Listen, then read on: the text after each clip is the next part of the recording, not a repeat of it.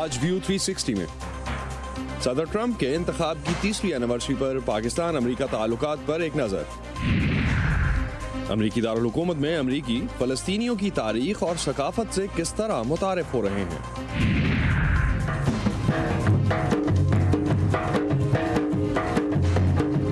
اور جانیں گے کہ صوبہ بلوچستان میں خوشی کے موقع پر ڈھول کی تھاپ کم کیوں ہو رہی ہے۔ وائس آف امریکہ کے واشنگٹن اسٹوڈیوز میں خوش آمدید۔ آپ دیکھ رہے ہیں ویو 360 اور میں ہوں اسد اللہ خالد۔ ڈونلڈ ٹرمپ کو وائٹ ہاؤس میں 3 سال پورے ہو گئے ہیں۔ 8 نومبر 2016 کو وہ امریکہ کے 45ویں صدر بنے تھے۔ ان 3 سالوں کے دوران امریکی صدر نے خارجہ پالیسی کے حوالے سے کئی متنازع فیصلے کیے۔ ان میں شمالی کوریا اور روس جیسے روایتی امریکی حریفوں کی جانب دوستی کا ہاتھ بڑھانا، امریکہ کو ایران جوہری معاہدے سے الگ کرنا، افغانستان اور شام سے امریکی افواج میں کمی اور ان کے انخلاء جیسے فیصلے بھی شامل تھے۔ تاہم امریکی صدر کو ان 3 سالوں میں جو انہوں نے اب تک سرو کیا، اصل چیلنجز جو درپیش رہے بیرونی کم اور اندرونی زیادہ تھے۔ ان چیلنجز پر بات کرنے کے لیے ہم آگے بھی شو میں چل کے پیکیجز بھی دیکھ رہے ہوں گے اور کچھ رپورٹس بھی دیکھیں گے۔ پہلے نظر ڈالتے ہیں ٹرمپ انتظامیہ کے پاکستان کے ساتھ تعلقات کے کچھ پہلوؤں پر۔ امریکی صدر ڈونلڈ ٹرمپ کے پہلے وزیر دفاع جیمس میٹس نے اپنے عہدے سے استعفے کے بعد شائع ہونے والی اپنی کتاب میں امریکہ کو خارجہ پالیسی سے متعلق درپیش کئی چیلنجز کا ذکر کیا۔ اپنی اس کتاب میں انہوں نے پاکستان سے متعلق اپنے تجربات کا بھی احاطہ کیا۔ کتاب میں پاکستان کے بارے میں ان کی رائے نے جہاں خاص طور پر پاکستان کے اندر سے تنقید کو دعوت دی ہے، وہیں اس نے انٹرنیشنل میڈیا میں شیخ سرخیاں بھی بنائیں۔ یہاں واشنگٹن ڈی سی کے تجزیہ کار جم میٹس کی رائے سے کس حد تک متفق ہیں، اس پر ایک نظر ڈال رہی ہیں شہناز نفیس اپنی اس رپورٹ پر۔ اس سال سپٹمبر میں شائع ہونے والی اپنی کتاب کال سائن کیوس میں سابق امریکی وزیر دفاع جیمس میٹس کی پاکستان کے دنیا کا خطرناک ترین ملک ہونے کے بارے میں رائے ہیڈ لائنز کا حصہ بنی۔ جم میٹس اپنی رائے کی بنیاد پاکستان میں بڑھتی ہوئی انتہا پسندی اور جوہری ہتھیاروں کی موجودگی بتاتے ہیں۔ Centre for strategic and international study سے منسلک سیتھ جونز کہتے ہیں کہ اس پہ کوئی شک نہیں کہ ایک ملک میں انتہا پسندی اور جوہری ہتھیاروں کا اکٹھا ہونا خطرناک ہے، لیکن ان کے بقول جیمس میٹس کا کسی ملک کو دنیا کا خطرناک ترین ملک قرار دینا اور اپنی بنائی ہوئی نیشنل ڈیفنس اسٹریٹجی میں اس کا ذکر نہ کرنا حیران کن ہے۔ جیمز میٹس نے اپنی دفاعی پالیسی میں پہلی دفعہ امریکہ کا فوکس انسداد دہشت گردی سے گریٹ پاورز کمپٹیشن کی جانب شفٹ کیا اور چین، روس، ایران اور شمالی کوریا کو خطرناک حریف قرار دیا تھا۔ لیکن ہو سکتا ہے کہ پاکستان میں موجود انتہا پسند تنظیموں کے خلاف پاکستان کی خاطر خواہ کارروائی نہ کرنے کی وجہ سے سیکریٹری میٹس مایوس ہوئے ہوں۔ دوسری جانب اسی سال ایک امریکی think tank council on foreign relations نے اپنی سالانہ سروے رپورٹ میں گزشتہ 11 سالوں میں پہلی دفعہ پاکستان کو ان ممالک کی فہرست میں شامل نہیں کیا جو امریکی مفادات کے لیے خطرہ ہو سکتے ہیں۔ پاکستان کو سروے میں شامل نہ کرنا پاکستان کے بارے میں پیدا ہونے والے اس تاثر کا عکاس ہے کہ پاکستان کے حالات بہتر ہو رہے ہیں۔ حالات فوج کے کنٹرول میں ہیں اور سب سے بڑھ کر عمران خان کو فوج کی حمایت حاصل ہے اور اس وقت دونوں ایک صفحے پر ہیں۔ اسے ملک کے استحکام کی جانب بڑھنے کی بڑی وجہ سمجھا جا رہا ہے۔ تاہم تجزیہ کار سیتھ جونز کی نظر میں رائے کا یہ فرق امریکہ میں پاکستان سے متعلق موجود تاثرات میں تضاد کا نہیں بلکہ مختلف اداروں کے تحقیق کے طریقہ کار میں فرق کا نتیجہ ہے۔ مختلف اداروں یا افراد کے کسی ملک اور حالات کو پرکھنے کے طریقے مختلف ہوتے ہیں، اس لیے آپ CFR یا سیکریٹری میٹس میں سے کسی ایک کو غلط یا درست نہیں کہہ سکتے۔ کیٹو انسٹیٹیوٹ سے وابستہ تجزیہ کار سحر خان کہتی ہیں کہ پاکستان سے متعلق یہ سوچ صرف جم میٹس کی نہیں بلکہ یہ تاثر پاکستان کے بارے میں پورے امریکہ میں پایا جاتا ہے، جو ان کے الفاظ میں غلط ہے۔ امریکہ میں کافی لوگ، کافی اینالسٹ ایسے ہیں جو سمجھتے ہیں کہ اگر فوج میں انتہا پسندی بڑھ گئی تو فوج کے پاس ایکسیس ہے جوہری ہتھیاروں کا، تو یہ نہ ہو کہ پاکستان جو ہے وہ جوہری ہتھیاروں کو استعمال کرے ہندوستان کے خلاف یا کسی اور ملک یا ان جنرل استعمال کرے۔ لیکن میرے خیال میں یہ ذرا حقیقت سے کافی دور ہے۔ آئی ڈونٹ تھنک کہ کوئی کبھی ایسی سچویشن ہوگی کہ پاکستان irrationally अपने जौहरी हथियारों को इस्तेमाल करे। अपनी किताब में मौजूदा अमरीकी हुकूमत को पाकिस्तान के साथ ताल्लुकात के बारे में मशवरा देते हुए साबिक अमरीकी वज़ीर दिफा ने लिखा है कि अमरीका को चाहिए कि ताउन की मामूली तवक्कुआत के साथ मुख्तात अंदाज में ताल्लुकात बरकरार रखें। दूसरी तरफ सेथ जोन्स की नज़र में पाक अमरीका ताल्लुकात में उतार चढ़ाव की एक वजह खुद अमरीका की अपनी पॉलिसी भी है। Can't use carrots and sticks. Pakistan के जियो स्ट्रेटेजिक खदशात हैं और इन खदशात की वजह से पाकिस्तान को कैरेट और स्टिक पॉलिसी से दुरुस्त नहीं किया जा सकता, बल्कि उसके इस रवैये को दिल्ली और इस्लामाबाद के माबैन पाई जाने वाली कशीदगी के तनाज़ुर में देखना होगा।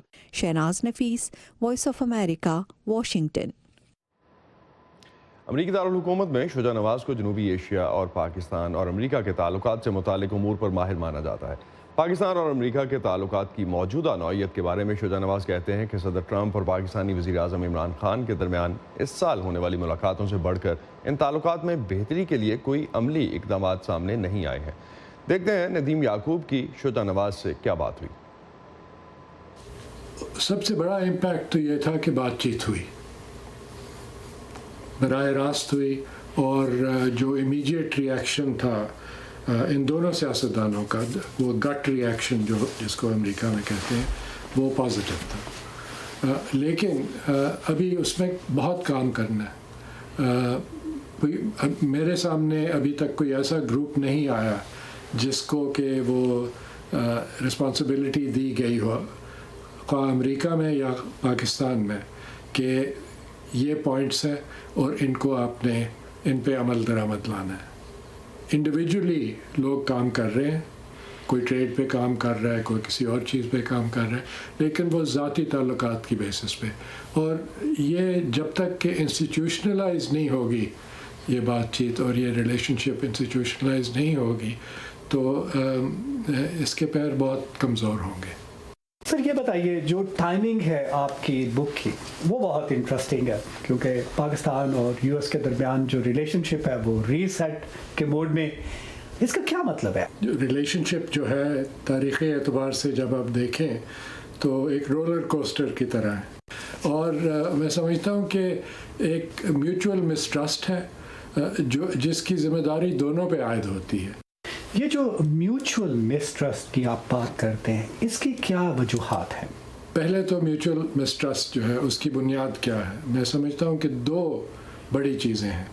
एक तो ये है कि अमेरिका जब देखता है तो ये अगले 2 साल या अगले 4 साल अपनी इलेक्शन साइकिल के नुक्ता नज़र से तमाम दुनिया को देखता है। पाकिस्तान की तरफ से ये है कि पाकिस्तान की हुकूमतें और पाकिस्तान की क़यादत जो है वो अपनी आवाम को ट्रस्ट नहीं करती। वो फ़ैसले करते हैं, बड़ी जल्द करते हैं और अपने फ़ायदे के लिए फ़ैसले करते हैं, जो कि पाकिस्तान के हक़ में नहीं ठहरते, और अब हम भुगत रहे हैं उन फ़ैसलों के नताइज। पाकिस्तान और अमेरिका के ताल्लुकात की जब बात करते हैं तो पाकिस्तान हमेशा से इंडिया सेंट्रिक उसकी अप्रोच रही है। क्या ये अप्रोच जो है वो मुनासिब है? उसमें बहुत तब्दीली आ चुकी है। मैं समझता हूँ कि अगर आप तारीख़ी एतबार से देखें तो जनरल कियानी की क़यादत में उनकी पहली टर्म के दौरान उन्होंने एक आर्मी डॉक्ट्रिन बनाई थी। पहली डॉक्ट्रिन है जिसमें कि उन्होंने कहा है कि Pakistan faces multi faceted threats, इसलिए कि जो दाखिली थ्रेट्स थी अब उसके ऊपर पाकिस्तान की फ़ौज ने अपना तवज्जो दिया, और ये मैं समझता हूँ कि एक अनटोल्ड स्टोरी है कि कितनी ट्रांसफॉर्मेशन हुई, कितनी तब्दीली आई पाकिस्तान की फ़ौज में। आज जब हम पाकिस्तान और अमेरिका के ताल्लुकात की बात करते हैं तो अमेरिका की जो पॉलिसी है उसके बेसिक जो कुछ प्रिंसिपल्स हैं पाकिस्तान के हवाले से फॉरेन पॉलिसी है, वो क्या है? अमेरिका के कुछ डिमांड्स हैं, उनके कुछ प्रिंसिपल्स हैं जिस पे वो अमल करना चाहते हैं, और वो ये है कि पाकिस्तान एक तो ये कि न्यूक्लियर पावर है और ये अपनी न्यूक्लियर सेफ्टी और प्रोलिफरेशन का तहफ़्फ़ुज़ करे, और पाकिस्तान की जो नॉलेज है वो दूसरे ममालिक के हाथ ना पहुँचे, ना ही इंतशार पसंद अनासर के हाथ पाकिस्तान के वेपन्स पहुँचे या उनकी नॉलेज पहुँचे। दूसरा, वो चाहते हैं कि पाकिस्तान उस खत्ते में जंग से परहेज़ करे ताकि पाकिस्तान का इलाका जो है वो ना इस्तेमाल किया जाए non state actors militant groups के लिए, जिससे कि वो दूसरे ममालिक पे हमला करें। तीसरी बात यह है कि दोनों पाकिस्तान और अमेरिका चाहते हैं कि पाकिस्तान की इकॉनमी जो है वो बेहतर हो, क्योंकि उससे इसकी 200 मिलियन की जो आबादी है वो तरक्की करेगी। सदर ट्रंप के इंतखाब की तीसरी सालगिरह एक ऐसे मौके पर आई है जब सदर ट्रंप को अपनी सदारती मुद्दत का सबसे संजीदा खतरा लाहक है। इस वक्त उनके खिलाफ डेमोक्रेट्स की सरबराही में मुआवजे की कार्रवाई चल रही है। उन पर इल्ज़ाम है कि उन्होंने सदारती उम्मीदवार जो बाइडन के खिलाफ तहकीकात के लिए यूक्रेन पर दबाव डाला। तफसील जानते हैं इस रिपोर्ट में। नवंबर की उस रात को 3 साल गुजर चुके हैं जब डोनाल्ड ट्रंप ने अमेरिकी सदर के तौर पर अपने इंतखाब से दुनिया को हैरान कर डाला था। To all Republicans and Democrats. America भर में तमाम रिपब्लिकन्स, डेमोक्रेट्स और आज़ाद उम्मीदवारों और वोटर्स को ये कहूँगा कि ये वक्त है कि हम सब एक हो जाएं। One united people. मुत्तहद होने की उनकी अपील जल्द ही जायल हो गई।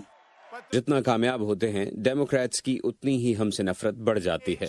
These crazy Democrats become.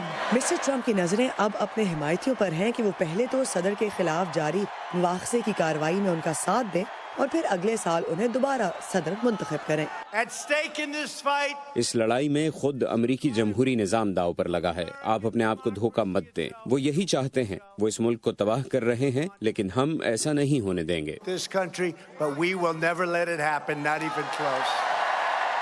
मुआवजे की कार्रवाई की वजह सदर ट्रंप पर ये इल्जाम बना कि उन्होंने अपने हरीफ सदारती उम्मीदवार जो बाइडन के खिलाफ तहकीकात के लिए यूक्रेन पर दबाव डाला। ट्रंप खाना जंगी की बात करता है। ये इंसान खुद बावला है, ये बावला है। बाज़ माहिरीन का कहना है कि ट्रंप इंतजामिया के बहुत से दूसरे मामलात की मानद मुआवजे की कार्रवाई और इस पर रद्द अमल भी पार्टी वाबस्तगियों की बुनियाद पर मुनक़सिम है। डेमोक्रेट्स का मानना है कि सदर ने गलती की है। मजीद शवाहिद मिले हैं और वो उम्मीद कर रहे हैं कि इससे आवाम की सोच बदलेगी और हो सकता है कि वो सदर को हटा पाएं। रिपब्लिकन्स मेरे ख्याल में माजी को देखते हुए सोच रहे हैं कि हो सकता है ये डेमोक्रेट्स के लिए बैकफायर कर जाए या फिर हो सकता है कि इसका कोई नतीजा ही ना निकले। अवामी राय के पोल्स के मुताबिक इस वक्त सदर ट्रंप की अवामी मकबूलियत का ग्राफ सिर्फ 40% की सतह पर है। तारीखी तौर पर ये एक मौजूदा अमरीकी सदर की मकबूलियत की सबसे कमजोर सतह है, लेकिन रिपब्लिकन स्ट्रैटेजिस्ट का कहना है कि मिस्टर ट्रंप के वोटर्स की अहमियत को कम न समझें। क्या वाशिंगटन के माहिरीन ट्रंप के बारे में सब कुछ मिस कर रहे हैं? जी बिल्कुल। इनको ट्रंप की अपील के बारे में बिल्कुल अंदाजा नहीं, लेकिन उन्हें मिलने वाली हमायत की एक वजह तो ये है कि वो वादे पूरे करते हैं और मईशत बेहतर हो रही है। अगर डेमोक्रेट्स की अक्सरियत वाले ऐवान नुमाइंदगान की जानिब से सदर ट्रंप का मुआवजा हो भी जाता है तो वो मुमकिना तौर पर रिपब्लिकन अक्सरियत वाले अमरीकी सेनेट में उससे बच जाएंगे। मुझे 1 साल पहले शुरू होने वाली मुआवजे की बहस के आगाज से ही यकीन था कि अगर डेमोक्रेट्स ने सदर ट्रंप को ओहदे से हटाना है तो वो ऐसा 2020 के इंतखाबी अमल के जरिए ही कर पाएंगे। डोनाल्ड ट्रंप की हंगामा खेज सदारत में 3 साल गुजरने के बाद अमरीकी अब मुआवजे की लड़ाई और हालिया तारीख के शायद सबसे ज्यादा कांटेदार इंतखाबी मार्के के लिए खुद को तैयार कर रहे हैं। जिम मलोन के साथ एरम अब्बासी, वॉइस ऑफ अमेरिका। टकसाली दरवाज़ा अंदरून लाहौर में कायम 13 दरवाज़ों में से एक है। यहाँ कदीम तारीखी विरसा आज भी अपनी असल हालत में मौजूद है। इस बारे में एक दिलचस्प वीडियो रिपोर्ट आप देख सकते हैं हमारी वेबसाइट पर, और इस डिजिटल रिपोर्ट पर हमारे और दूसरे प्रोग्राम्स पर तबसरे के लिए आप आ सकते हैं और अपनी राय शेयर कर सकते हैं facebook.com/VOA उर्दू के पेज पर। ट्विटर पर हमारा हैंडल है @UrduVOA। जब फ़लस्तीन का जिक्र आता है तो जहन में फ़ौरन इसराइल फ़लस्तीन तनाज़ा उभरता है। ताहम वाशिंगटन DC में कायम एक अजायब घर इस तासुर को बदलने की कोशिश कर रहा है। ये कैसे हो रहा है, इमरान जदून ने अपनी इस रिपोर्ट में जानने की कोशिश की। वाशिंगटन DC में हाल ही में कायम होने वाला अपनी नौइयत का ये पहला अजायब घर है। यहाँ दुनिया भर में बसने वाले फ़लस्तीनियों की मदद से लाई गई दस्तावेज़ात, तारीखी तस्वीर اور آرٹ کے نمونوں کی نمائش کی جاتی ہے۔ عجائب گھر کے منتظمین کا کہنا ہے کہ اب مناسب وقت ہے کہ دنیا کو فلسطینیوں کی مختلف تصویر دکھائی جائے تاکہ انہیں ہمیشہ دہشت گرد یا مظلوم قوم کے طور پر ہی نہ پہچانا جائے۔ ہم دکھانا چاہتے ہیں کہ فلسطینی انسان ہیں، فلسطینی آرٹسٹ ہیں اور کاروباری لوگ ہیں، اس لیے ہم نے یہ عجائب گھر قائم کرنے کا فیصلہ کیا۔ یہ ایک ایسی جگہ ہے جہاں فلسطینی اپنی کہانیاں بیان کر سکتے ہیں۔ اس عجائب گھر میں داخل ہو تو سب سے پہلے ایک نیلے رنگ کا جگ دیکھنے کو ملتا ہے جو فلسطین کے مغربی کنارے پر قائم شہر ہیبرون سے لائے گئے شیشے سے بنایا گیا ہے اور اس علاقے کی ثقافت کی عکاسی کرتا ہے۔ یہ عجائب گھر یہاں آنے والوں کو علاقے کی طویل سیاسی لڑائی کے بجائے وہاں کے تہذیب و ثقافت کے بارے میں بتاتا ہے۔ میں نے فلسطینی تاریخ کے بارے میں بہت پڑھا ہے اور میں وہاں کی ثقافت کے بارے میں زیادہ جاننا چاہتی تھی اور ان چیزوں کے بارے میں جو وہاں کے لوگوں کی شناخت کی عکاسی کرتی ہوں۔ میں نے جو نئی چیز سیکھی وہ چابیوں کی علامتی حیثیت ہے، فلسطینیوں کے گھر کی چابیاں جو وہ وہیں چھوڑنے پر مجبور ہوئے۔ تاہم اسرائیل اور فلسطین کے تنازع کی پیچیدگی اور اس کی اہمیت اتنی زیادہ ہے کہ اسے لوگوں کی زندگیوں سے الگ نہیں کیا جا سکتا۔ امریکی پالیسیز نہ صرف امتیازی ہیں بلکہ فلسطینیوں کے وجود کو مسلسل نظر انداز کرتی ہیں، تو ایسے میں کس کو کیا پرواہ ہے کہ یہ عجائب گھر یہاں قائم ہے؟ ہنادی اس عجائب گھر میں رضاکارانہ طور پر کام کرتی ہے اور کہتی ہے کہ انہیں اس بات کی ضرورت محسوس ہوئی کہ لوگوں کو اس عجائب گھر کے ذریعے فلسطین اور اس کے لوگوں کی تاریخ کے بارے میں بتایا جائے۔ آپ حیران ہوں گے کہ بہت سے لوگ فلسطین کے بارے میں جانتے ہی نہیں اور انہیں یہ بھی نہیں پتا کہ یہ نقشے پر ہے کہاں۔ یہی وجہ ہے کہ اس عجائب گھر میں موجود کئی نقشے یہ دکھاتے ہیں کہ فلسطین دراصل کہاں ہے اور وقت کے ساتھ ساتھ اس کا جغرافیہ کیسے بدلا۔ عجائب گھر کے منتظمین کو امید ہے کہ زیادہ سے زیادہ لوگ اس عجائب گھر کو دیکھنے آئیں گے۔ ان کا کہنا ہے کہ یہاں ہر قسم کے افراد کا خیر مقدم کیا جاتا ہے اور اس بات سے کوئی سروکار نہیں رکھا جاتا کہ وہ فلسطین اور اسرائیل کے تنازع کے بارے میں کیا سوچتے ہیں۔ Imran Jadoon, voice of America, Washington D C. امریکہ میں یونیورسٹی آف میریلینڈ کے پروفیسرز اس کوشش میں لگے ہیں کہ روبوٹس کو سوچنے اور ماضی کے تجربات سے فائدہ اٹھانے کے قابل بنانے کے لیے مصنوعی ذہانت یا آرٹیفیشل انٹیلیجنس کو کیسے بہتر بنایا جا سکتا ہے، جانتے ہیں اس رپورٹ میں۔ روبوٹس کو سادہ کام سکھانا مشکل اور وقت طلب ہے۔ مثال کے طور پر یہ ویڈیو دکھا رہی ہے کہ روبوٹ اینڈرائڈ پر لکھے کوڈز کی مدد سے ایک ٹی شرٹ طے کرنے کی کوشش کر رہا ہے، جس کے لیے اسے سائز، بناوٹ، الگوریدم کا خیال رکھنا ہوتا ہے۔ آرٹیفیشل انٹیلیجنس کے لیے یہ ایک مشکل کام ہے، لیکن یونیورسٹی آف میریلینڈ کی یہ کمپیوٹر سائنس ٹیم کوشش کر رہی ہے کہ روبوٹس کو ماضی کے تجربوں سے کارکردگی بہتر بنانے میں مدد دی جائے۔ کئی اپلیکیشن سے کام کرنے والے روبوٹس کی کارکردگی سست ہے کیونکہ ان میں ایک اشارے کی مدد سے دوسرے کا کام سمجھنے کی صلاحیت نہیں۔ اب جبکہ ادراکی یادداشتیں بن رہی ہیں، روبوٹس پچھلے تجربے کی روشنی میں تیزی سے کام کر سکتے ہیں۔ روبوٹ کی سوچ تشکیل دینا اور تکنیکی کمانڈز یا احکامات کو ملانا مشکل کام ہے۔ الیومنس اور ان کی ٹیم کمپیوٹر کی ہائپر ڈائمینشنل تھیوری کی مدد سے یہ کام کرنے کی کوشش کر رہے ہیں۔ ان کا کہنا ہے کہ اس سے مختلف قسم کے کمپیوٹرز کی کارکردگی بہتر ہو سکے گی۔ مثال کے طور پر اسمارٹ فون صورتحال کو سمجھنے اور تجربات اکٹھا کرنے کی صلاحیت حاصل کر سکیں گے۔ موبائل فونز میں نیورون نیٹ ورک کی بہت سی اپلیکیشنز ہیں۔ مثلاً آپ کہاں ہیں یہ جاننے کے لیے آپ اپنے ارد گرد کی تصویر لے سکتے ہیں اور موبائل آپ کو بتائے گا کہ آپ کہاں پر ہیں۔ ڈرونز اپنے اطراف کے ماحول کو خود سمجھ سکیں گے اور انہیں انسانی پائلٹ کی ضرورت نہیں ہوگی۔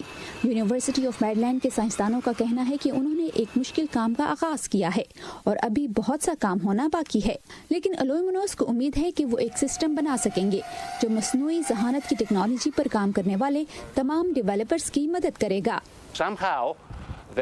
مصنوعی ذہانت تیار کرنے کی کوشش کرنا بیبل کی قدیم تہذیب کا مینار کھڑے کرنے جیسا ہے، جہاں تمام لوگ مختلف زبانیں بولتے ہیں۔ جو نیا فریم ورک ہم متعارف کرانے کی کوشش کر رہے ہیں اس میں سب ایک زبان بولیں گے، جس میں نظریہ، فیصلہ، سمجھ اور حرکت سب کا اظہار ایک ساتھ ہوگا۔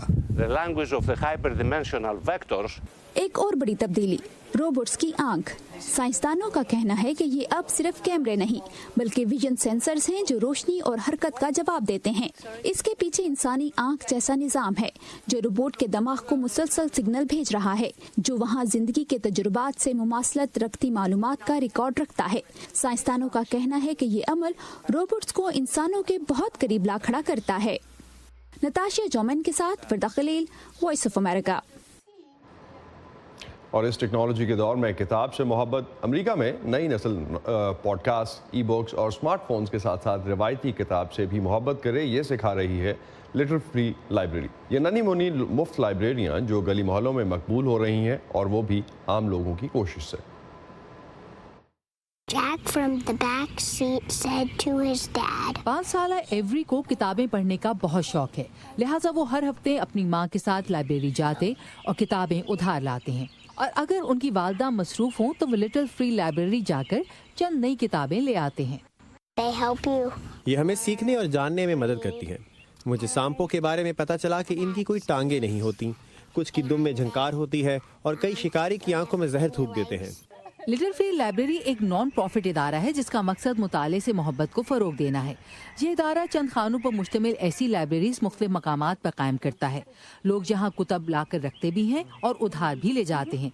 इससे किताबों के मुफ्त लेन देन को फ़रोग मिलता है। मैंने दूसरे मोहल्लों में लिटिल फ्री लाइब्रेरी हर तरफ देखी थी और मुझे ये आइडिया बहुत अच्छा लगा कि लोग अपने मोहल्ले से ही किताब उधार ले सकते हैं। लाइब्रेरियाँ बहुत अच्छी जगह हैं, लेकिन ये कितना अच्छा है कि आपको अपने घर से चंद कदम के फासले पर वो किताब मिल जाए जो आप पढ़ना चाहते थे। उधार लें, जब तक चाहें अपने पास रखें, शेयर करें और इसका लुत्फ उठाएं। इन छोटी लाइब्रेरीज का मकसद किताबों को लोगों की रिसाई में लाना है। कैट का कहना है कि इस लाइब्रेरी की शेल्फ्स बहुत कम खाली होती हैं और कई बार लोग उनके दरवाजे पर किताबें छोड़ जाते हैं। उनका कहना है कि लोग खुशी से हिस्सा डालना चाहते हैं। मेरे एक मोहल्लेदार ने मुझे ये पूछने के लिए फोन किया कि क्या वो अपने बच्चे की सालगिरह के मेहमानों को अपने बच्चे के लिए तहाइफ की बजाय इस लाइब्रेरी के लिए किताबें तोहफे में देने का कह सकते हैं। ये एक कॉस्ट्यूम पार्टी थी और हर कोई अपने कॉस्ट्यूम पहनकर यहाँ किताबें रखने आया। ये बहुत मजे का मौका था। इस नॉन प्रॉफिट इदारे का कहना है कि गुज़श्ता 10 सालों में उन्होंने 85 मुल्कों में ऐसी लाइब्रेरीज बनाई हैं। गर्ल स्काउट्स ने भी अपने एक स्कूल कैंपस में लिटिल फ्री लाइब्रेरी खोल ली है। पढ़ने वाले लीडर बनते हैं और गर्ल स्काउट का मकसद ही लीडरशिप की सलाहियतों को फरोग देना और लड़कियों को वो हुनर सिखाना है जो लीडर बनने के लिए जरूरी है। गर्ल स्काउट्स और सहाफ़ी केट लाजरोफ का कहना है कि छोटी लाइब्रेरीज मुताले से मोहब्बत को फरोग देकर हर उम्र और तबके के लोगों को करीब लाती हैं। एरिना मैटफिचक के साथ Ayesha Khalid, voice of America. Pakistan के सूबे बलोचिस्तान में चंद साल पहले तक रिवायती शादियां ढोल की थाप के बिना अधूरी समझी जाती थी। इन तकरीबात में ढोल बजाने से कई लोगों का रोजगार वाबस्ता होता था, जो अब जदीद साउंड सिस्टम के आम होने के बाद खत्म होता जा रहा है।